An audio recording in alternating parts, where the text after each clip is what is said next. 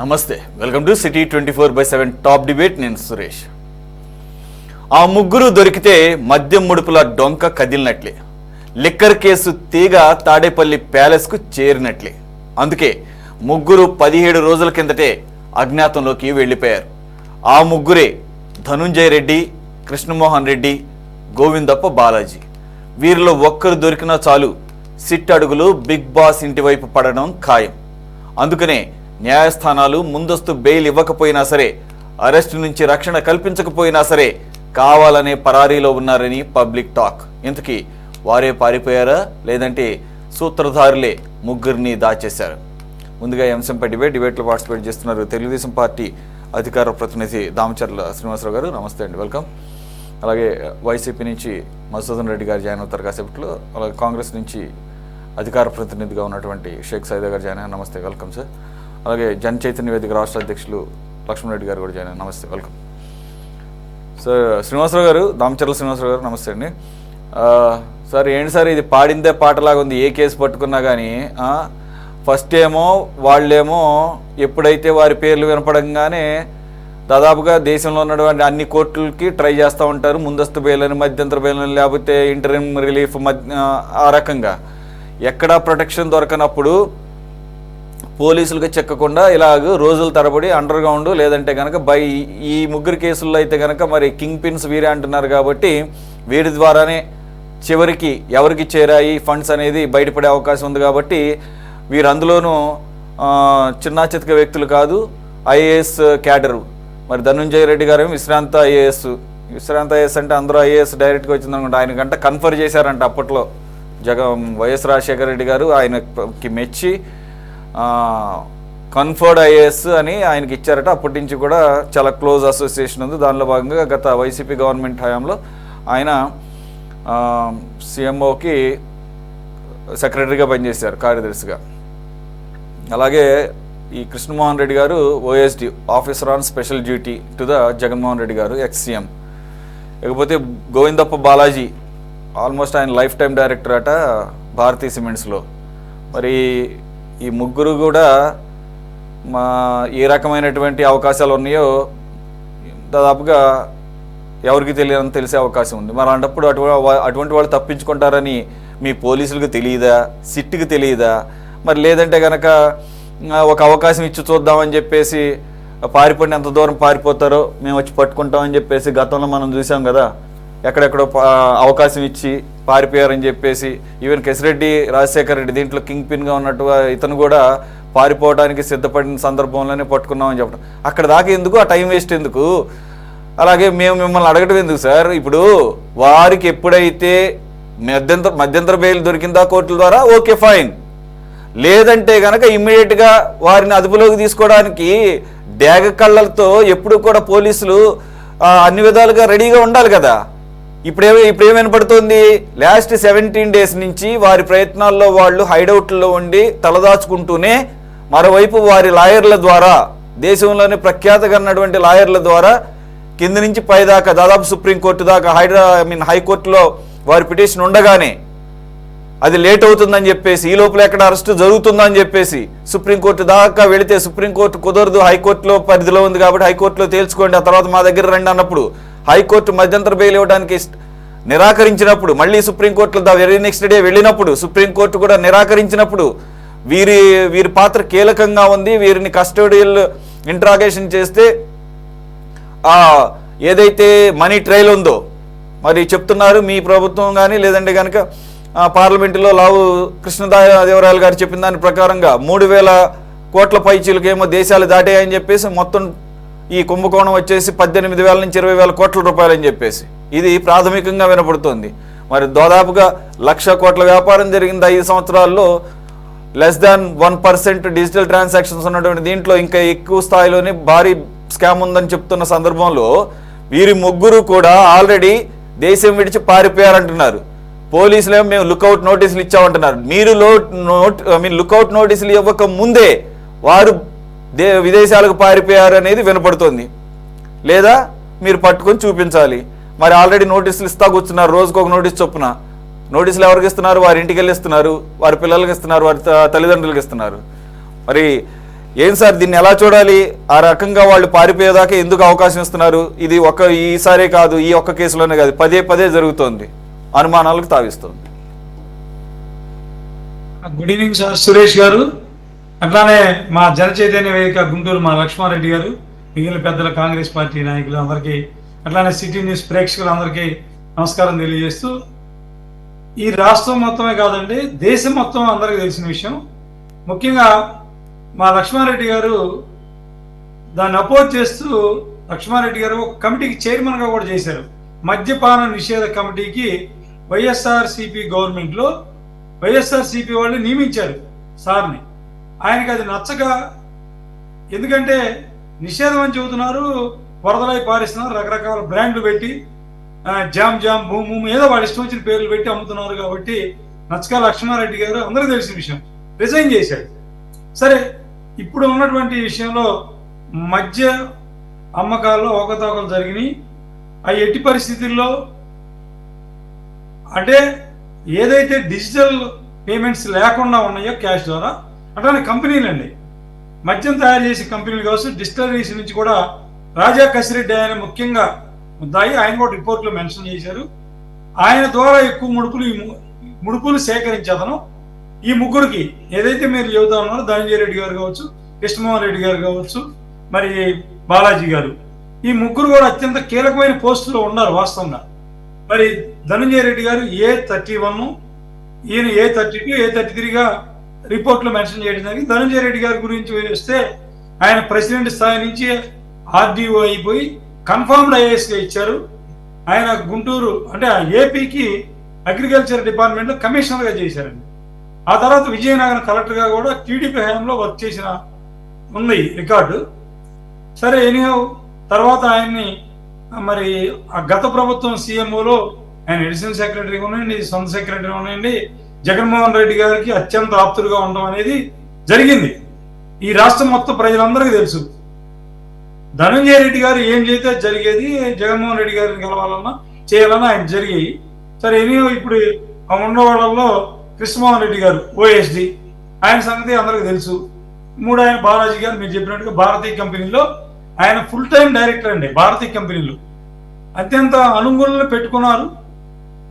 అసలు ముఖ్యంగా మనం చూడాల్సిన విషయం ఏంటంటే, ఇవాళ మనం జామకాయలు అంటే నేనంటుంది ఏంటంటే, మంచి ఆరోగ్యానికి పనికొచ్చే జామకాయలు 50 రూపాయలు పెట్టి కొన్నా కూడా రోడ్డు మీద అమ్ముతూ ఉంటారు ఈ బడ్డీల కొట్టుల్లో. అక్కడ కూడా డిజిటల్ పేమెంట్కి QR కోడ్ పెట్టుకొని వాళ్ళు అట్టకు తగిలించుకొని పెట్టారు. ఒక జ్యూస్ తాగుదాం అని వెళ్తే రోడ్డు మీద కూడా జ్యూస్, చెరుకు రసం కావచ్చు, చిన్న అంటే తక్కువ ఇన్వెస్ట్మెంట్ తోటి ఇవాళ చిన్నవాళ్ళు 10,000 రూపాయలు పెట్టుకుంటే జామకాయలు 4 బుట్టలు వస్తాయి. అవి వాళ్ళు బండి మీద పెట్టుకొని అమ్ముకుంటేనే డిజిటల్ పేమెంట్ ఉంది. నీకు ఒక్కొక్క షాపులో ప్రతిరోజు 1,00,000 రూపాయలు వ్యాపారాలు జరిగినవి ఉన్నాయి.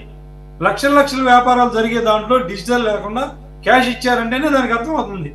On cash payment, delivery of the liquor అంటేనే అక్కడక్కడ ఇవ్వటం.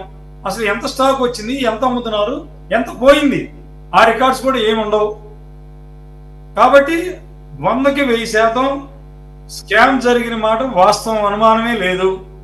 దాన్ని సమగ్రమైనటువంటి ఒక కమిటీని వేసి ఎన్ని షాపులు గవర్నమెంట్లో జరిగినాయి ఆ షాపులన్నిటి మీద ఒక కమిటీలాగా వేసి ఒక ఆడిటర్స్ని 100 మందినో 50 మందినో డిప్యూట్ చేసుకొని ప్రతి రికార్డు వెరిఫై చేయాల్సిన బాధ్యత ఇప్పుడున్నటువంటి అధికారుల మీద కూడా ఉందండి.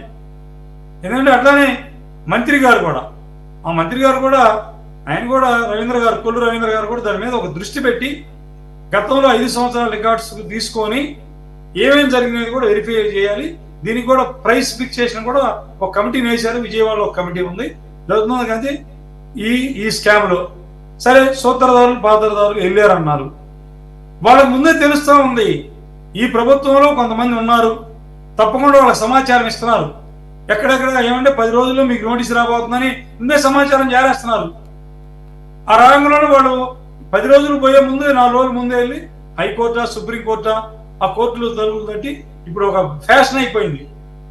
ఏమి నోటీస్ అందరి తలకి ఇప్పుడు 41A నోటీస్ ఇచ్చి విచారణ పిలవాలా, 7 సంవత్సరాల లోపు శిక్ష పడే కేసులోనే ఉన్నాయి. కానీ వీళ్ళు ముందే వెళ్తారు. ఆ 41 మిగిలిన నోటీస్ తీసుకొని హాజరై వాళ్ళు ఎక్స్ప్లెనేషన్ చేయొచ్చండి.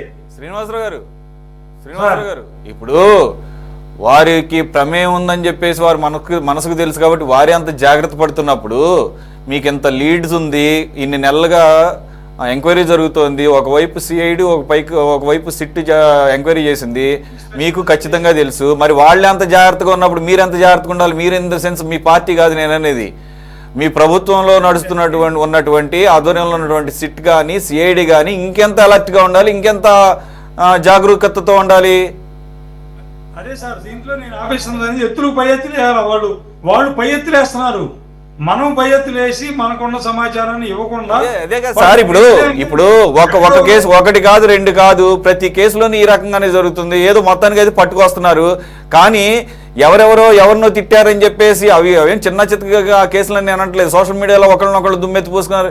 వాటికి అంత ఇంపార్టెన్స్ ఇచ్చినప్పుడు ఇన్ని వేల కోట్ల ప్రజాధనం ఇన్వాల్వ్ అయినటువంటి, అలాగే ప్రజల యొక్క ఆరోగ్యాలు ప్రాణాలు కూడా ఇన్వాల్వ్ అయినటువంటి ఇటువంటి స్కామ్లో ఎప్పుడైతే కీలక వ్యక్తులు నెమ్మదిగా దొరుకుతున్నారు అనుకుంటున్నప్పుడు వారి మీద ఒక కన్నేసి ఉంచాల్సిన అవసరం లేదా? అవకాశం వచ్చినప్పుడు వెంటనే మూసేయాలి కదా. తప్పకుండా ఉంది సార్, అందుకే రాజా కసిరెడ్డిని పట్టుకొచ్చారు. ఇంకొంచెం జాగ్రత్త వహించాలి. ఇప్పుడు ఇటువంటి లిక్కర్ స్కామ్ లోనే ఒక ముఖ్యమంత్రి కూడా పదవి పోగొట్టుకున్న విషయం మనం ఢిల్లీలో చూసాం. ఢిల్లీ ముఖ్యమంత్రి గారు కేజ్రీవాల్ గారిని మద్యం కేసులోనే ఆయన్ని తిహార్ జైల్లో పెట్టడం జరిగింది. అక్కడ ఎందుకు గురించి అంత ఫాస్ట్ గా యాక్టివిటీ జరిగింది, యాక్షన్ జరిగింది? లెస్ దాన్ 100 crore స్కామ్ అయినా కానీ ఆ 100 crore స్కామ్ కూడా అక్కడ ఏమి మనీ ట్రైల్ ఏం లేదు. ఒకవేళ అక్కడ పాలసీ ఇంప్లిమెంట్ అయ్యి ఉంటే అక్కడి ఢిల్లీ గవర్నమెంట్ ఎక్స్చెక్కర్కి 100 crores ఏమైనా లాస్ వచ్చేది అనేటువంటి ఒక ప్రిజంప్షన్తో జరిగిన దానికి అంత జాగ్రత్తగా ఎందుకున్నారు? బీజేపీ ఆధ్వర్యంలో ఉన్నటువంటి ED, CBI they want to target the opposition party and Kejriwal. Okay, వాళ్ళకి ఒకటి లూప్ హోల్ దొరికింది, లోపల వేసేసారు అంటే వాళ్ళ మిషన్ కంప్లీటెడ్. మీ మిషన్ అలా లేదు కదా. నేనేమంటున్నానంటే నేను అన్యాయంగా కేసులు పెట్టి అన్యాయంగా అరెస్టులు ఏమంటలేదు సార్. అక్కడ క్లియర్గా రాజ్ కేశిరెడ్డి దగ్గర నుంచి ఆయన ద్వారా కృష్ణమోహన్ రెడ్డి, గోవిందప్ప బాలాజీ ద్వారా చివరికి ధనుంజయ రెడ్డి గారి దాకా వెళ్ళినప్పుడు ఆ తర్వాత ఆ అమౌంట్ ఎక్కడికి పోయింది అనేది ఇప్పుడు తేలాలి. అలాంటప్పుడు వాళ్ళ ముగ్గురు మీద ఇంకెంత కాన్సన్ట్రేషన్ ఉండాలి? అవును సార్, అదే నేనంటుంది, ఉండాలి. కొన్ని చిన్న లోపాలు ఉన్నాయి, అవి కూడా సరి చేసుకొని తక్షణమే స్పందించి వాళ్ళని అరెస్ట్ చేసి తీసుకురావాల్సిన బాధ్యత అధికారుల మీద ఉంది. దాని మీద ఇదే మేము అడగటం, ఇదే సమాధానం రిపీట్ అవుతుంది. గత 7-8 నెలల నుంచి ఇదే వింటున్నావు. సరి చేసుకోవాలి, ఇంకా కరెక్ట్ చేసుకోవాలి. ఏంటి కరెక్ట్ చేసుకునేది? అంత భయభక్తులతో ఉన్నారనమాట మన మీద. రైట్ సార్, ఓకే, మీ బాధని, మీ ఫ్రస్ట్రేషన్ మేము అర్థం చేసుకోగలం.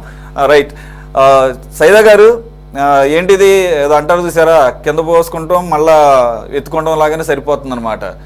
ఎంతకి టైం డిలే తప్ప అక్కడ క్లియర్గా మనలాంటి వాళ్ళకి క్లారిటీగా అర్థమైపోతుంది ఆ కేసు పూర్వపరాలు చూస్తే. మరి అలాంటప్పుడు వీరు ముగ్గురు పాత్ర క్లియర్గా ఉందనుకున్నప్పుడు కోర్టులు వాళ్ళకి ఏమన్నా రిలీఫ్ ఇస్తే అది వేరే విషయం.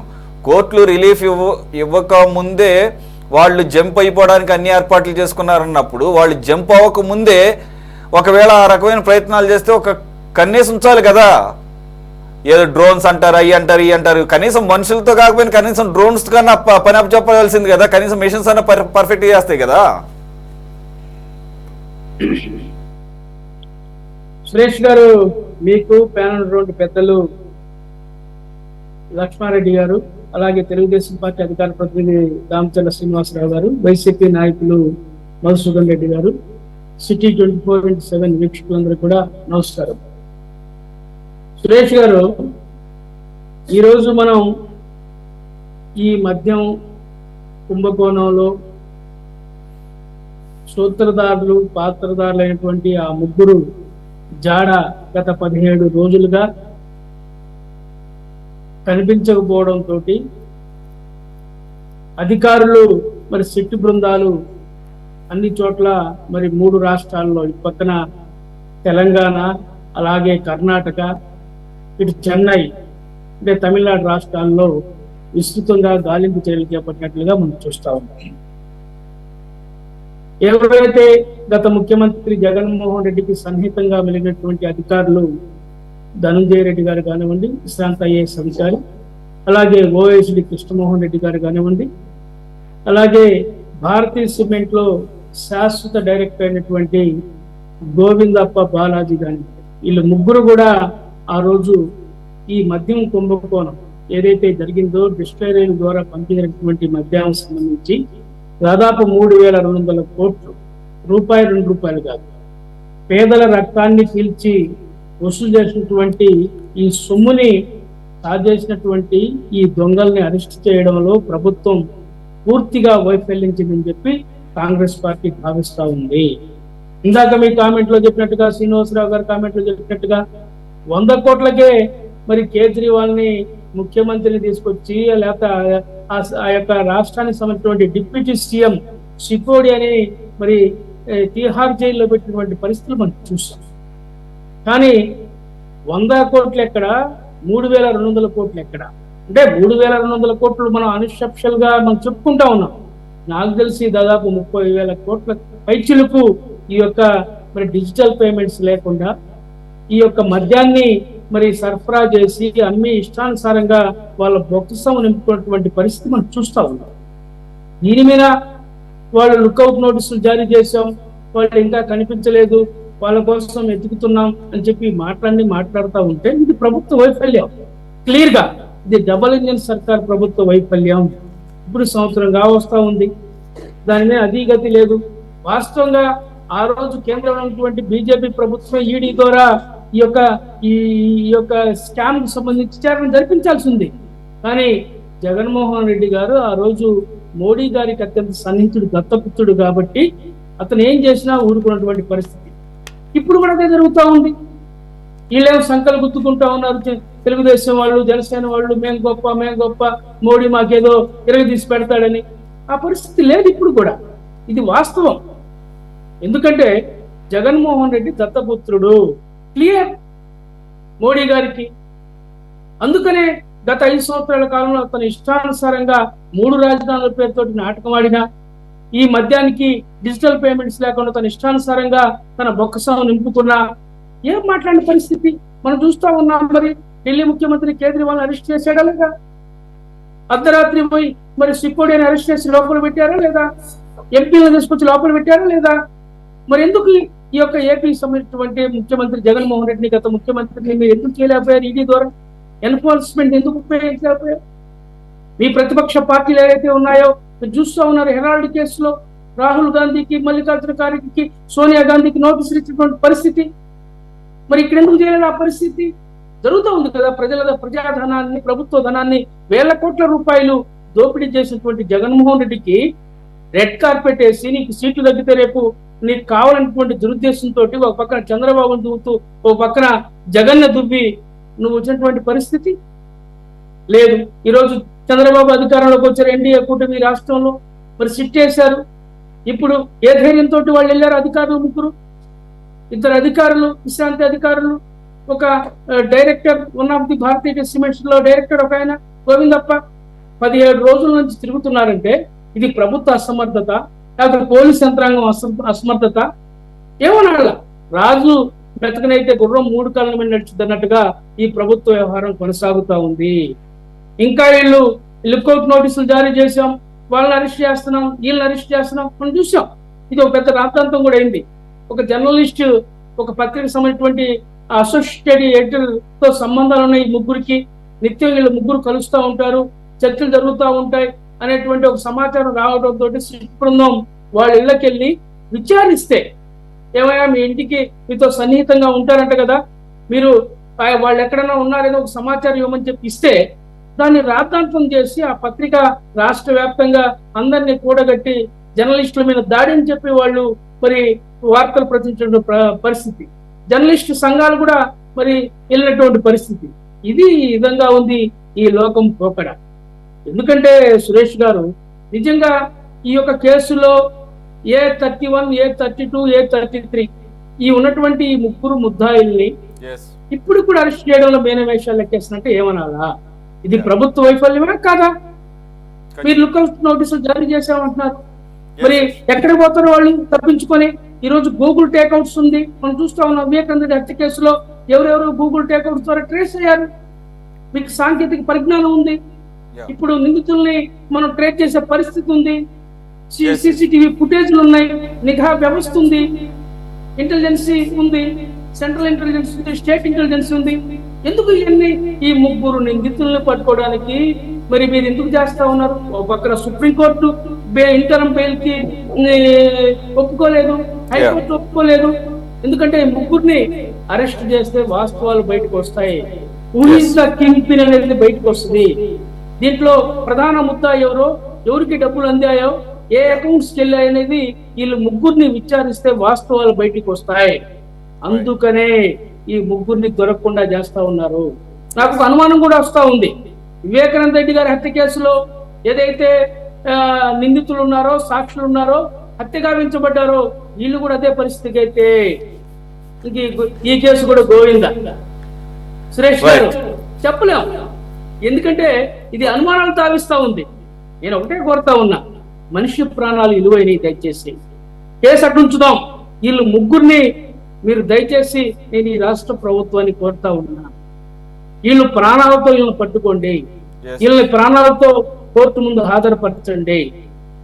ఎవరైతే వీళ్ళ ముగ్గురిని విచారించి అసలు దోషుల్ని తేల్చండి. ఈరోజు కసిరెడ్డి చెప్తా ఉన్నాడు, రాజ్ కసిరెడ్డి చెప్తా ఉన్నాడు, నేనే వసూలు చేశాను డిస్టిలేట్ నుంచి ఆ డబ్బు, వీళ్ళు ముగ్గురు పప్పు చెప్పాను, వీళ్ళు ముగ్గురు తీసుకెళ్లి మరి జగన్మోహన్ రెడ్డి కంపెనీలో, సెల్ కంపెనీలో. మీ పాయింట్, మీ లాజిక్ కరెక్ట్ గానే ఉంది, కానీ వివేకానంద రెడ్డి గారి హత్య కేసులో ఎలాంటి పరిస్థితులు చూస్తున్నామో, ఎటువంటి పరిణామాలు చూస్తున్నామో, వీళ్ళని కూడా అని చెప్పేసి అంటే వాళ్ళని సేఫ్గా ఉండేలా చూడండి అంటంలో తప్పులేదు. కానీ వీరు చేసినటువంటి ఘనకార్యం మూలంగా ఈ రాష్ట్రంలో కొన్ని వేల మంది పుస్తులు తెగిపోయి కొన్ని వేల మంది ఆరోగ్యాలు చెడగొట్టుకుని ఉన్నారు.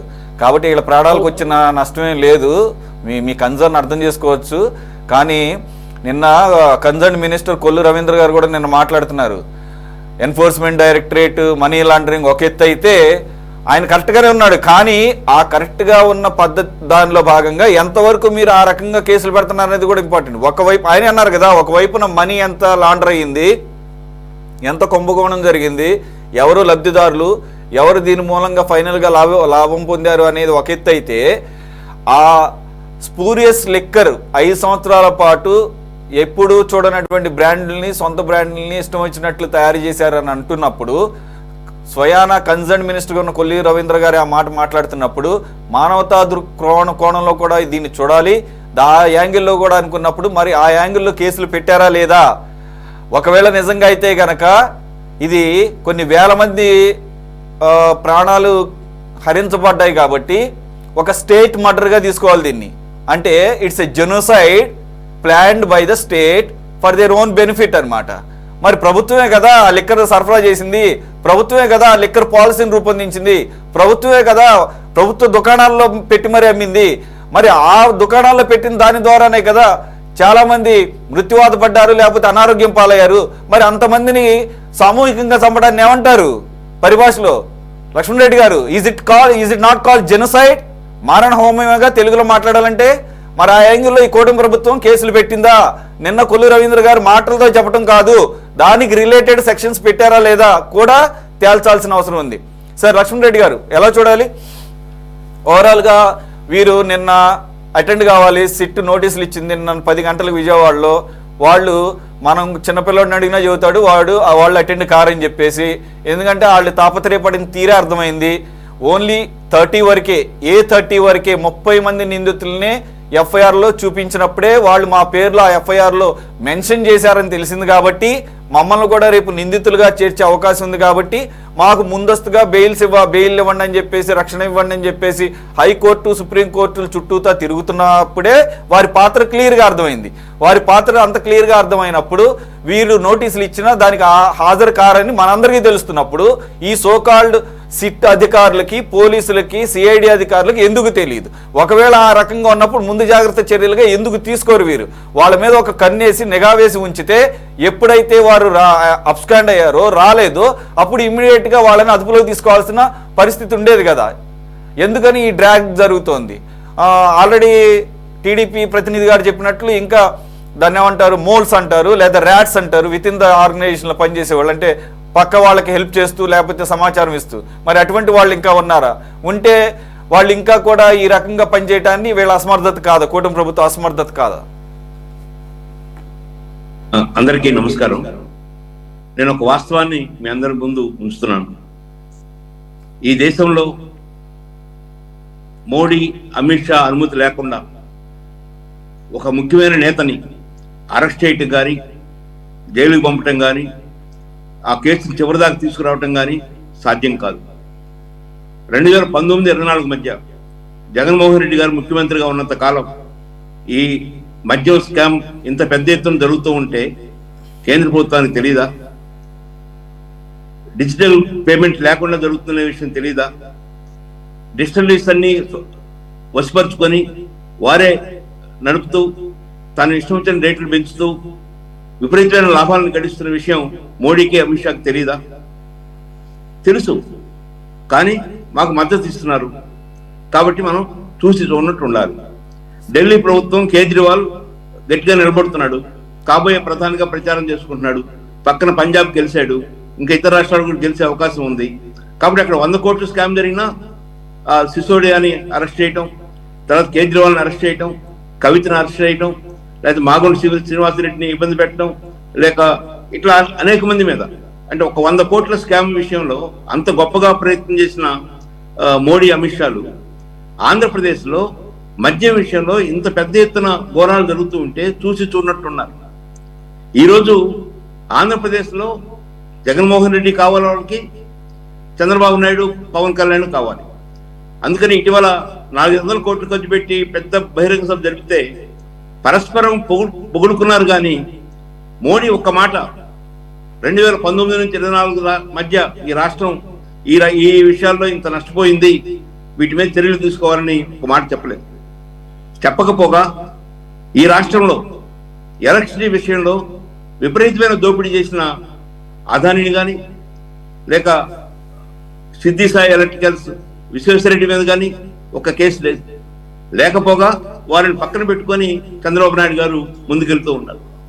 నీటిపారుదల ప్రాజెక్టులో, అది పోలవరం కావచ్చు, లేక ఇతర ప్రాజెక్టులో కావచ్చు,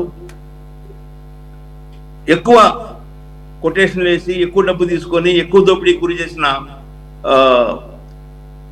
మెగా కృష్ణారెడ్డి మీద కానీ వారి మీద కానీ ఏ కేసులు లేవు. వారికే మళ్ళీ మనం అన్ని ఒప్పచెబుతున్నాం, వారిని ఇంకొక వైపున పక్కన పెట్టుకొని తిరుగుతున్నాం. అందుకని ఆంధ్రప్రదేశ్లో అవినీతికి వ్యతిరేకంగా పోరాటం అంటే, అవినీతి చేసిన వాళ్ళ మీద శిక్షలు పడాలంటే ముందు అవినీతి పరులని దగ్గర జరుపుకోకూడదు, వారితో కలిసిమెలిసి ఉండకూడదు. ఈరోజు ₹4.60 యూనిట్ కరెంటు కొనడానికి 25 సంవత్సరాల పాటు ఒప్పందం చేసుకుంటున్న పరిస్థితి చూస్తూ ఉన్నాం.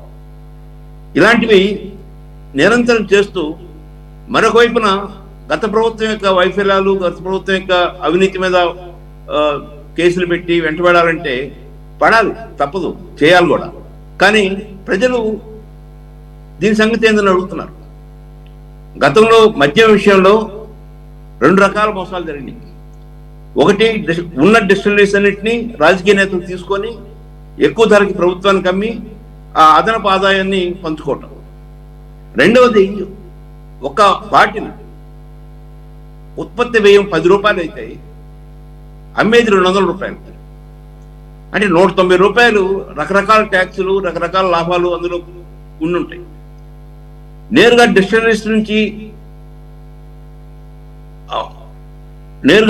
నుంచి ఈ మద్యం షాపుకి వచ్చి ప్రభుత్వ లెక్కల్లో లేకుండా ఈ ₹10 దాన్ని ₹200 అమ్మితే ఈ ₹190 ట్యాక్స్ పే చేయకుండా, ఇతర ప్రభుత్వానికి చెల్లించకుండా వాటిని స్వాహా చేసిన పరిస్థితి కూడా, అవకాశం కూడా ఉంది, డిజిటల్ పేమెంట్ లేకపోవడం. ఆనాడు ఈ కీలక నిర్ణయాలు తీసుకోవడంలో Rajit Bhargava, revenue principal secretary, ఆయన హాయిగా రిటైర్ అయ్యి వెళ్ళిపోయాడు. ఆయన మీద ఏ చర్య లేదు. వాసుదేవ్ రెడ్డి ఈ మొత్తం అమలు చేసింది, క్షేత్రస్థాయిలో అమలు చేసింది మేనేజింగ్ డైరెక్టర్ వాసుదేవ్ రెడ్డి.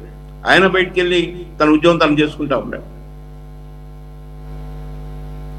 ఇది ఒక సంవత్సర కాలం పాటు ఈ నట్టనెట్టనే జరుగుతూ ఉంటుంది. పట్టుకోవాలంటే మోడీ చెప్పాలి, పట్టుకుంటే అంతిమంగా ఈ కేసు జగన్మోహన్ రెడ్డి దగ్గర చేరుతుంది, ఆయన మీద కూడా యాక్షన్ తీసుకోండి అని చెప్పాలి.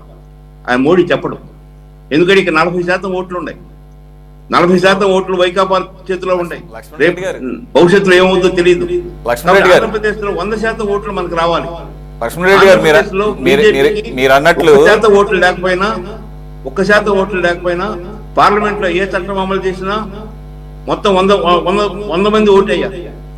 రాష్ట్రపతి ఎన్నికలు జరిగినా, స్పీకర్ ఎన్నికలు జరిగినా, ఇంకోటి జరిగినా 100 మంది ఓట్లు అయ్యారు. లక్ష్మణరెడ్డి గారు, ఇప్పుడు మీరు చెప్పిన దాని ప్రకారం ఈ దేశంలో ఎవరు అరెస్ట్ కాబడాలన్నా అరెస్ట్ కావద్దన్నా అదంతా కూడా పైన నుంచి మోదీ గారి సిగ్నల్ రావాలంటున్నారు. అంటే చంద్రబాబు నాయుడు గారి అరెస్ట్ కూడా మోదీ గారి వాట్సాప్ లో ఇది మాట్లాడాను, లేకపోతే టీవీ ఛానల్ ఇది మాట్లాడాను, నాలాంటి అరెస్ట్ చేస్తే ఆయనకు అవసరం లేదు. కానీ మోడీ దృష్టిలో, అమిత్ షా దృష్టిలో వారు ఓట్ బ్యాంక్ పెంచుకోవటానికి ప్రధాన ప్రతిపక్ష నేతలు తమకు అనుకూలంగా ఉంటే వారి జోలికి జరుగుతారు. మీరు 5 సంవత్సరాల జగన్మోహన్ రెడ్డి పాలనలో మోడీ, అమిత్ షాకి ఈ రకరకాల దోపిడీలు, ఈ అవినీతి ఇవన్నీ తెలియదా? తెలుసు. కానీ ఎందుకు మౌనంగా ఉన్నారంటే మనకు ఆ ఓట్లు కావాలి, ఆ ఓట్ బ్యాంక్ కావాలి, దక్షిణ భారతదేశంలో మనకు ఒక ముఖ్యమైన నేత కావాలి. ఎప్పుడైతే రాజకీయ దృష్టితో చూస్తున్నారో అటువంటి పరిస్థితుల్లో ముఖ్యమైన నేరస్తులు తప్పించుకుపోతున్నారు. చిన్న నేరస్తులు మనం ఈ 1 year నుంచి మనం చూస్తే కూటమి పాలనలో ఎవరిని అరెస్ట్ చేశారు? ఇది అతను తిట్టాడనో, ఇతను దాడి చేశాడనో, ఓట్లు ఒక్కటే కాదేమో మెసేజ్ లో రాంగ్ పెట్టాడనో. ఇప్పుడు ఇంత భారీ స్థాయిలో జరిగినటువంటి స్కామ్ లో, ముడుపుల్లో కూడా వాటాలు ఏమైనా ఉండుండొచ్చు. ఒక ఓట్ల శాతమే కాకపోయి ఉండొచ్చేమో. అది కూడా చాలా మంది చెప్తున్నారు. అంటే ఆనాడు 5 సంవత్సరాల జగన్ అవినీతిలో కేంద్ర ప్రభుత్వం నడిపిస్తున్న పార్టీకి నిధులు ఇస్తున్నాడు కాబట్టి అతన్ని అంగీకరించి ముందుకు తీసుకెళ్తున్నారనే భావన కూడా ఉంది. నేను ఆ కమిటీకి చైర్మన్ గా ఉన్నప్పుడు నాకు సజ్జల రామకృష్ణారెడ్డి గారు ఒకరోజు ఫోన్ చేసి జంగారెడ్డిగూడెంలో 25 మంది చనిపోయారు, అవన్నీ సహజ మరణాలు, అక్కడ ఏమి నాటు సారా దాగి కల్తీ కళ్ళు దాగి చచ్చిపోయిన వాళ్ళు కాదు అని ఒక ప్రెస్ మీట్ పెట్టి చెప్పమన్నాడు. నేను చెప్పనన్నా.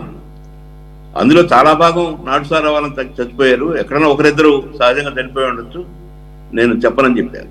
చెప్పిన అరగంటకి రజిత్ భార్గవ్ ఫోన్ చేశాడు. ఇది ప్రభుత్వ నిర్ణయం, నువ్వు ప్రభుత్వంలో భాగం, నువ్వు క్యాబినెట్ ర్యాంకులో ఉన్నావు, నువ్వు చెప్పాల్సిందే, నేను చెప్తున్నాను, నేను హెడ్గా చెప్తున్నాను. అంటే అధికార యంత్రాంగం, అప్పుడు అధికార పార్టీ మధ్య ఎంత సయోధ్య ఉందో అర్థం చేసుకోండి. ఆయన కూడా నేను చెప్పాను, నేను 40 ఏళ్ళ నుంచి సామాజిక జీవితంలో ఉన్నాను, ఒక అవాస్తవాన్ని నేను వాస్తవంగా చెప్పే పరిస్థితి లేదు, అది కేవలం నాటుసారా కల్తీ కళ్ళు లాంటి తాగటం వల్ల చనిపోయిన పరిస్థితి ఉందని స్పష్టంగా చెప్పగలిగారు. అలా చెప్పేవాళ్ళు చాలా తక్కువగా ఉన్నారు. ఎలాగైనా అధికారంలో కొనసాగాలి, ముందుకెళ్ళాలి, వారి దయాదాక్ష మీద ఉండాలి. ధనుంజయ గారు పరిస్థితుల్లోనే మీరు ఆర్టీఓగా ఉన్నప్పుడు మంచి పేరు ఉండేది. సార్ లక్ష్మణరెడ్డి గారు, ఇక ఆ పరిస్థితుల్లోనే మీరు ఇక పదవికి రాజీనామా చేసి బయటకు రావడం జరిగిందా? అంతే, 3 ఏళ్ళు అయిపోయిన తర్వాత బయటకు వచ్చాను. తర్వాత నా పనులు నేను చేసుకుంటూ ఉన్నాను. ధనుంజయ రెడ్డి ఆయన కలెక్టర్ గా ఉన్నప్పుడు, ఆర్డీఓగా ఉన్నప్పుడు మంచి పేరు ఉండేది. సీఎంఓ ఆఫీస్కి వచ్చిన తర్వాత ఒక ప్రధానంగా బిల్లు పేమెంట్ ఇచ్చేటప్పుడు గతంలో ఎలా ఉండేదంటే, ఏ బిల్లు ఫస్ట్ వస్తే ముందు ఆ ఫస్ట్ బిల్లుకి పేమెంట్ ఇవ్వాలి. కానీ అక్కడ 100 కోట్ల డబ్బులు ఉంటాయి, 10,000 కోట్ల బిల్స్ ఉంటాయి. కాబట్టి ఈ 10,000 కోట్ల బిల్స్ లోంచి 100 కోట్లు ఎవరికి ఇవ్వాలనే దానికి అందరూ పోటీ పడుతూ ఉంటారు. ధనుంజయ రెడ్డిని కలిసి ధనుంజయ రెడ్డికి సంతృప్తి చేస్తే ఆ బిల్లు ముందు పాస్ అవుతుంది. అది వెనక వచ్చినా, ముందు వచ్చినా, మధ్యలో వచ్చినా. అంటే ఆ తీవ్ర స్థాయిలో ఆయన సీఎంఓలో ఉండి మిస్యూజ్ చేయడం జరిగింది. మధ్యమే కాదు, ఇలాంటి విషయాలు కూడా జరిగింది. అంటే ఐఏఎస్ ఆఫీసర్లు అధికార పార్టీ నేతలు ఏం చెప్తే అది చేసే వాళ్ళుగా ఉన్నారు. ఈ రోజు కూడా అదే పరిస్థితి కొనసాగుతా ఉంది. ఈ రోజు కూడా అధికార పార్టీ ఏం చెప్తే తప్పు గాని ఒప్పు గాని చేస్తేనే మంచిది, తద్వారా మనం కూడా అందులో భాగంగా వచ్చు, వాటా పొందొచ్చు అనేటువంటి దృష్టితో అధికార యంత్రాంగం ఉంది. లక్ష్మణరెడ్డి.